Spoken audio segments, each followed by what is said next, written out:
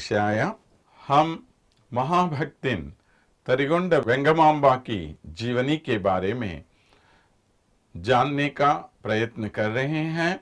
हमने यहाँ तक जान लिया कि तरिगोंड वेंगमांबा बचपन से ही भगवान कृष्ण की बहुत बड़ी भक्तिन बनी। उनका मन और किसी पर नहीं लगा, सिर्फ भगवान कृष्ण को छोड़कर। तो उसकी शादी हो गई वेंकटाचलपति नामक एक युवक के साथ, लेकिन उसका मन कभी उन पर नहीं लगा।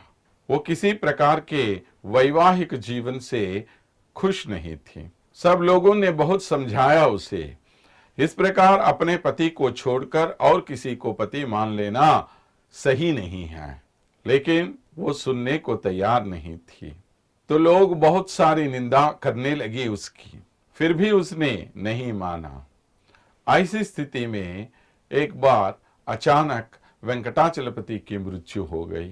तो पति की मृत्यु होने के बाद उनके जात में जो सामाजिक प्रथा है, उस प्रथा के अनुसार उसे सिरोमुंडन कराना है। माने विधवा स्त्रियों के लिए सिरोमुंडन करवाना एक प्रथा है वहां पर। लेकिन वेंगमांबा ने उसका पूरा विरोध कर लिया।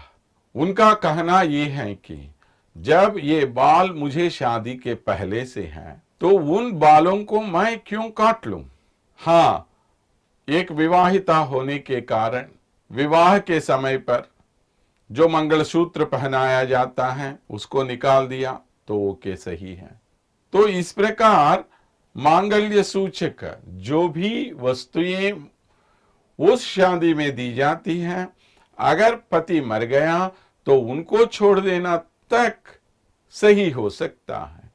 लेकिन जिन्हें हम बचपन से पहनते आई हैं, तो उनको क्यों छोड़ना है? जैसे बिंदी लगाना हो, जैसे कंगन पहनना हो, जैसे फूलों से सजाना हो, ये सब तो विवाहिता भी करती है और अविवाहिता भी करती है।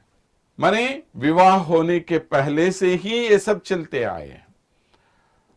तो विवाह होने के बाद अगर पति मर गया तो पति के द्वारा जो भी हमें जीवन में नए रूप से आए, जैसे मंगलसूत्र हो या सिंदूर लगाना हो, ऐसी बातों को छोड़ने के लिए अगर आप कहेंगे तो हम मान लेंगे। लेकिन जो बाल बचपन से हैं, उन बालों को क्यों मुंडवाना है हमें? मैं इसे कभी नहीं करूंगी, ऐसा उन्होंने कह दिया। तो लोगों को बहुत गुस्सा आ गया। ऐसा कैसा है? जो हमारा आचार व्यवहार है, जो हमारा संप्रदाय है, उसको आप कैसे तोड़ सकती है? ऐसा उन्होंने उससे पूछा। तो उसने पूरा इनकार कर दिया। तो उसे समझाने के लिए लोगों ने क्या किया है, श्रृंगेरी के मठाधीश होने वाले वहां के श्री उग्र नरसिंह सरस्वती महाशंकराचार्य स्वामी को यहां पर बुलवाया। स्वामी शंकराचार्य ने भी इनको सलाह दी कि आप क्यों इस प्रकार कर रही हैं? जो प्रथा यहां गांव में चल रही है उसके अनुसार आपको चलना होगा, क्योंकि कुछ कुछ ऐसे विषय होते हैं जिनका हमें समाज के साथ पालन करना पड़ता है। तो अगर हम इनको पालन नहीं करेंगे तो समाज कैसे ठीक तरह से चलेगा? ऐसा उन्होंने उसे समझाने की कोशिश की। तब वेंगमांबा ने उससे कहा, क्यों मुझे अपने बाल मुंडवाना है? आप बताइए। तो क्या बाल मुंडवाने से मेरा सिर हमेशा के लिए ऐसा रह जाएगा? क्या आप मुझे यह आश्वासन दे सकते हो कि एक बार मुंडन करने के बाद फिर से ये बाल उगेंगे नहीं? तो शंकराचार्य भी बहुत संदेह में पड़ गए, कैसे इसको समझाएं, क्योंकि ये तो हो नहीं सकता। वो के पति मर गया, पति के मरने के बाद सिर मुंडवाना है तो मुंडवा लो, लेकिन जब फिर से ये बाल उगेंगे तब क्या करोगे? फिर से मुंडवाना है? माने किसके बार आपका पति मरता रहेगा? एक बार मर गया तो तुमने सिर मुंडवाया। सो दूसरी बार सिर मुंडवाने के लिए कहां से पति आएगा, कहां से वो मर जाएगा? तो क्या प्रथा है ये, कैसी प्रथा है ये? ऐसा उन्होंने शंकराचार्य जी से संवाद कर लिया। तो शंकराचार्य जी को भी कोई जवाब नहीं था बताने के लिए। कैसे बताएंगे? क्या धर्मशास्त्रों में इस प्रकार का काम करने के लिए कोई नियम रखा गया है? जो सांसारिक प्रथा है वो प्रथा कैसे एक प्रथा बनेगी? जब तुम उसे अपनाओगे, जब तुम उसको अपनाकर पूरी तरह माने पूरे अनुशासन के साथ उसका पालन करने के लिए तैयार होगे, तभी तो वो प्रथा बन के तुम्हारे सामने आ खड़ी होगी। तो क्यों ये प्रथा बनाने वाले हैं कौन? हम ही लोग हैं ना। तो हम क्यों बना रहे हैं सब? जो हमारे लिए सही नहीं है ऐसी प्रथाएं हम क्यों बनाए? इस प्रकार उन्होंने उनसे वाद विवाद कर लिया तो शंकराचार्य भी चुप हो गए। लेकिन साधारण से लोगों को तो ये सब दिमाग में जाती ही नहीं। ये तो बड़े ज्ञानी हैं स्वामी, साक्षात श्रृंगेरी पीठ के अधीश हैं। तो ऐसे महान ज्ञानी होने के कारण उन्होंने समझ लिया कि ये औरत जो बोल रही है वो सही है। तो वेंगमांबा ने क्या सोचा, मैं इसको अपनाऊंगी नहीं। तो गांव वालों ने क्या सोचा, जो इस प्रथा को अपनाएगी नहीं उसको हम गांव से बहिष्कार कर देंगे, तड़ी पार कर देंगे, उसको भेज देंगे यहां से। ऐसे बहुत सारे लोगों का मत था। लेकिन वेंगमांबा कुछ भी विचलित नहीं हुई। उनका पूरा पूरा विश्वास था, जिस भगवान के लिए मेरी सृष्टि हुई है, जिस भगवान की सेवा करने के लिए मैं यहां पर आई, वो सेवा मैं अवश्य करके ही रहूंगी। क्योंकि मेरे जन्म का रहस्य ही यह है, उसका उद्देश्य ही यही है।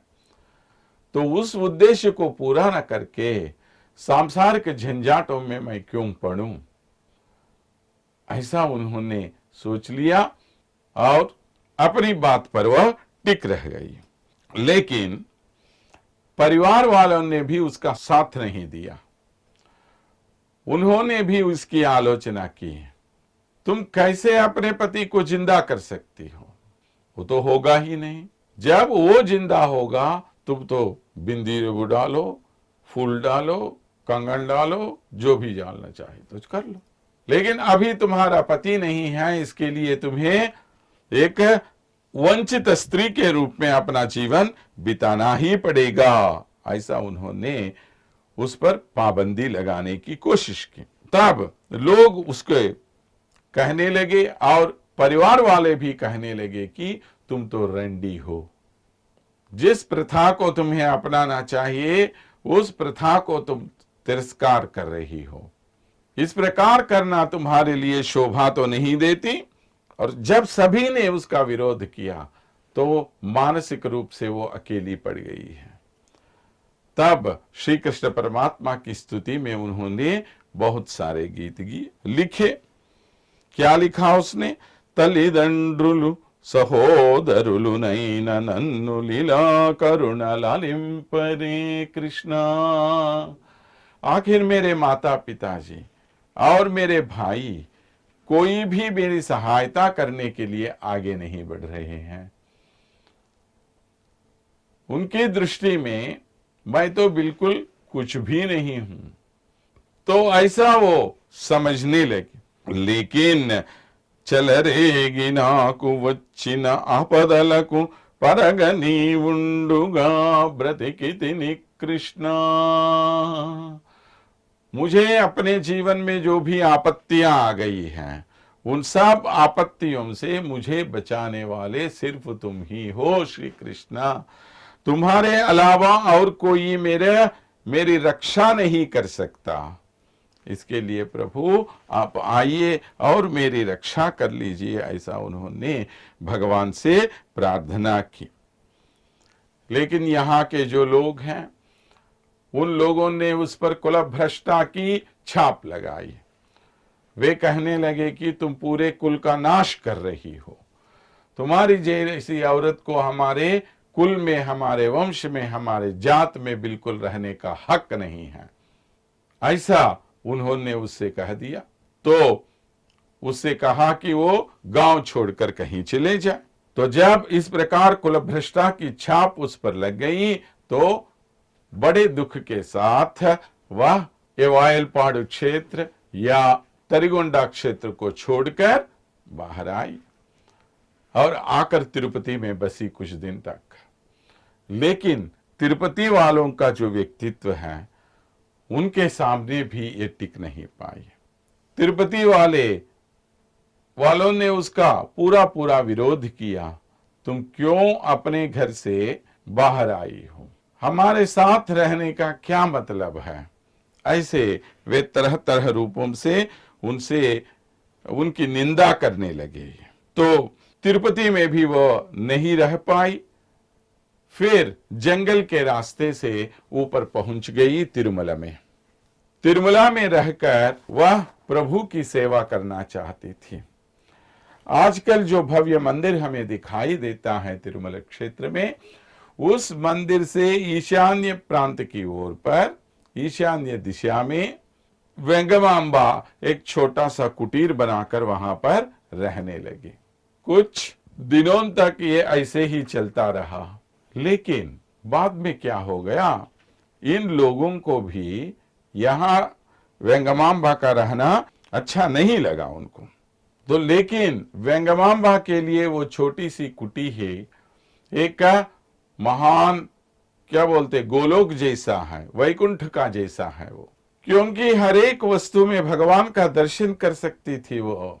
भगवान का दर्शन करने के लिए जिन मार्गों को हमें अपनाना चाहिए वे सभी मार्ग पहले ही वेंगमांबा को मालूम है और वह कभी इन रास्तों से अलग होना नहीं चाहती थी। तो उसी समय उन्होंने लगभग 15 ग्रंथों की रचना की। हर एक ग्रंथ में उनकी भक्ति भावना उमड़ पड़ती थी। तो हर समाज में किसी दूसरे के बारे में प्रशंसा करने वाला कोई नहीं मिलता, लेकिन उनकी निंदा करने वाले तो हमेशा अवश्य हमें मिलते रहते हैं। ये मानव की प्रवृत्ति है, हमेशा दूसरों की निंदा करना चाहते हैं हम। तो इस प्रकार की निंदा से अपने आप को बचाने के लिए यह तिरुमला क्षेत्र को छोड़कर आजू बाजू में रहने वाले कुछ अन्य तीर्थों पर चली गई हैं और वहां पर तुम्बुर कोना में रहकर भगवान की सेवा करने लगे। तो इस प्रकार समय बीतता रहा और वहां पर तिरुमला क्षेत्र में रहते समय भगवान विष्णु के मंदिर की ईशान्य दिशा में एक छोटी सी कुटी, एक छोटी सी झोंपड़ी बनाकर ये रहने लगी वेंगमांबा। और हर दिन वहां पर एक उन्होंने अच्छा सा तुलसी वन बना दिया। हर दिन वो तुलसी काट के तोड़कर उससे माला बनाती थी और ये माला हर दिन प्रभु वेंकटेश्वर जी को समर्पण करने के लिए भेजती रही। तो इस प्रकार पूरे भक्ति के साथ उनका जीवन आगे चला। इसमें किसी भी प्रकार का कोई स्वार्थ भावना बिल्कुल नहीं थी। भगवान की सेवा करना, भगवान वेंकटेश्वर जी की सेवा करना ही अपने जन्म का परम प्रयोजन वह मानने लगी। तो उन्होंने जो भी रचनाएं की उस समय, उनके बारे में आगे हम जान लेंगे। लेकिन यहां पर जो लोग हैं माने वे अपने स्वकपोल कल्पित कहानियां समाज में फैलाते रहते रहे। तो ऐसे लोगों ने इन पर बहुत सारी अफवाहें ऐसे फैलाई कि उसको जबरदस्त वो कुटी छोड़कर और किसी प्रांत में जाना पड़ा। क्योंकि ईर्ष्यालु लोग ऐसे होते हैं, उनके प्रभाव के सामने कोई भी टिक नहीं पाएगा। इसलिए ऐसे भावों को इनसे मुक्त कराने के लिए वेंगमांबा जी क्या करती थी? हर दिन भगवान की सेवा में ही अपना जीवन बिताकर उनसे संबंधित रचनाएं करती थी। लेकिन इन लोगों की बातें वो सह नहीं पाई। इसके लिए क्या किया? वो कुटी भी, वो झोंपड़ी भी छोड़कर और कहीं पर, यानी ब्रह्मधारा स्तोत्र जहां पर है वहां पर जाकर भगवान के संबंध में रचनाएं करने लगी। तो एक एक रचना के बारे में आगे हम जान लेंगे, लेकिन इस बीच में क्या हुआ वो भी थोड़ा जान लेते। यहाँ पर प्रभु वेंकटेश्वर जी को हर दिन नैवेद्य चढ़ाया जाता है। तो नैवेद्य चढ़ाते समय क्या कहें, भगवान को इस प्रकार नैवेद्य चढ़ाने के लिए जब ये सब प्रकार की तैयारियां करते और आगे का जो कर्टन होता है उसको बंद कर देते हैं और जब उसे ओपन करते तो तुरंत उसमें से आधा भाग गायब हो जाता था। तो इनको, ये लोग वहां के रहने वाले पुजारी ब्राह्मण सभी बहुत हैरान हो गए। कहीं घर में या मंदिर में कोई चोर तो नहीं आया, नहीं तो आधा प्रसाद कैसे गायब हो जाएगा, ऐसा वे लोग सोचने लगे। तब उन्हें मालूम पड़ा तुम्बुर कोना में जो वेंगमांबा रहती थी वो हर दिन अपने पास आए हुए साधु संतों और भिखारियों को ये प्रसाद बांटवा रही है। तो उनको आश्चर्य लगा, कैसे इनको ये प्रसाद मिल रहा है, किनकी कृपा से ये मिल रहा है। तो इस प्रकार वे सोचने लगे। लेकिन किसी ने भी ये नहीं सोचा कि ये भगवान का चमत्कार है कि एक अनपढ़ युवती होने के नाते किसी भी काव्य को करने की शक्ति उसको नहीं है, ऐसा किसी ने ये तो नहीं सोचा। और इस पर बहुत ही निंदा इन लोगों ने लगाई। तो उससे वो कैसे बाहर आई वो बाद में हम जान लेंगे। तब तक स्वस्ति।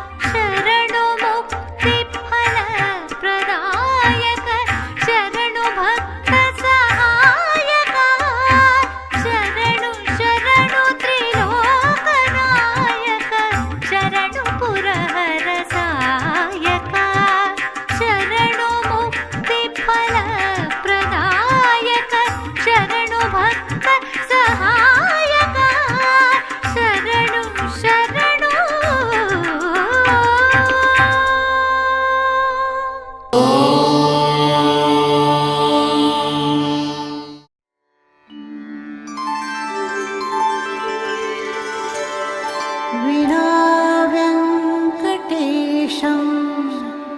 ननाथो ननाथः सदा वेङ्कटेशं स्मरामि स्मरामि। हरे वेङ्कटेश प्रसीद प्रसीद। प्रियं वेङ्कटेश प्रयच्छ।